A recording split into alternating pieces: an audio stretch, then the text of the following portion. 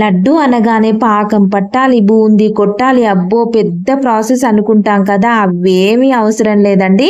ఇలా చేసుకుంటే చాలు. నోట్లో వేసుకుంటే కరిగిపోయే సాఫ్ట్ బేసన్ లడ్డూని చాలా ఈజీగా ఇంట్లోనే ఎలా తయారు చేసుకోవాలో ఈ వీడియోలో చూపిస్తాను. నమస్తే అండి, welcome back to my channel D&R kitchen. ఇప్పుడు స్టవ్ పైన ఒక గిన్నె పెట్టుకొని అందులో ఒక కప్పు షుగర్ వేసుకోవాలి. ఈ షుగర్ లో ఒక పావు కప్పు వరకు, అంటే షుగర్ తడిసేంత వరకు వాటర్ వేసుకోవాలి. ఇప్పుడు దీన్ని బాగా కలుపుకుంటూ చక్కెర బాగా కరిగిపోయి ఇలా దగ్గరకయ్యి ఒక ముద్ద పాకం వచ్చేదాకా కలుపుకోవాలి. ఇక్కడ చూపిస్తున్నట్టు ఒక గిన్నెలో కొద్దిగా వాటర్ తీసుకొని షుగర్ సిరప్ ని ఆ వాటర్ లో వేస్తే ఒక ముద్దలాగా ఫామ్ అవ్వాలన్నమాట.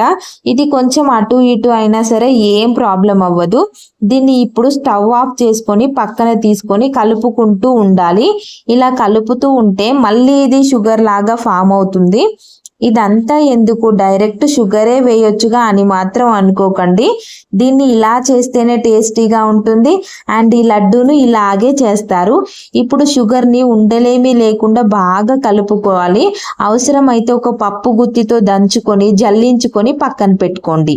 ఇప్పుడు స్టవ్ పైన మరొక ప్యాన్ పెట్టుకొని డ్రై ఫ్రూట్స్ వేసుకొని డ్రై రోస్ట్ చేసుకొని పక్కన ఉంచుకోవాలి. అదే ప్యాన్ లో హాఫ్ కప్పు నెయ్యి వేసుకొని నెయ్యి కొంచెం వేడయ్యాక ఒక కప్పు శనగపిండి వేసుకోవాలి. ఇక్కడ మనం ఒక కప్పు శనగపిండికి ఒక కప్పు షుగర్ తీసుకుంటున్నాము, అంటే ఈక్వల్ క్వాంటిటీ తీసుకుంటున్నాము. శనగపిండిని బాగా నెయ్యిలో ఫ్రై చేసుకోవాలి. ఇలా ఫ్రై అవుతుంటే మంచి నెయ్యి సువాసన వస్తుంది. అదే లడ్డుకు మంచి టేస్ట్ని ఇస్తుంది. కనీసం దీన్ని 10 నుంచి 15 నిమిషాలన్నా నెయ్యిలో ఫ్రై చేసుకోవాలి. ఇలా ఫ్రై చేస్తుంటే శనగపిండి ఇక్కడ చూపిస్తున్న కన్సిస్టెన్సీలోకి వస్తుంది. ఇప్పుడు దీన్ని స్టవ్ ఆఫ్ చేసుకొని పక్కన పెట్టుకొని చల్లారనిద్దాం. ఇప్పుడు ఈ శనగపిండి మిశ్రమం పూర్తిగా చల్లారిందో లేదో ఒకసారి టెస్ట్ చేసుకోండి. పూర్తిగా చల్లారాకే మనం ముందుగా రెడీ చేసుకున్న షుగర్ వేసుకోవాలి. వేడిగా ఉన్నప్పుడు వేశారంటే షుగర్ మెల్ట్ అయిపోతుంది, లడ్డూలు అస్సలు రావు.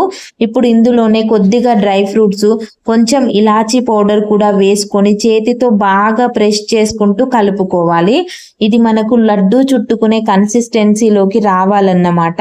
ఒకవేళ రాలేదు, మీకు కొంచెం పొడి పొడిగా అనిపిస్తుంది అనుకుంటే మరి కొంచెం నెయ్యిని కూడా వేసుకుంటూ లడ్డూలా చుట్టుకోవాలి. అంతే ఫ్రెండ్స్, మనకు కావలసిన షేప్లో లడ్డు చుట్టుకుంటే టేస్టీ నోట్లో వేసుకుంటే కరిగిపోయే బేసన్ లడ్డు రెడీ అయిపోయింది. నిజంగా ఈ లడ్డు చాలా టేస్టీగా ఉంటుంది. మీరు కూడా ట్రై చేయండి. ఈ వీడియో నచ్చితే తప్పకుండా లైక్ చేయండి. ఇలాంటి మరిన్ని మంచి రెసిపీస్ కోసం మన D&R ఛానల్ని సబ్స్క్రైబ్ చేసుకోవడం మాత్రం అస్సలు మర్చిపోకండి. మరొక మంచి రెసిపీతో మళ్ళీ కలుద్దాం.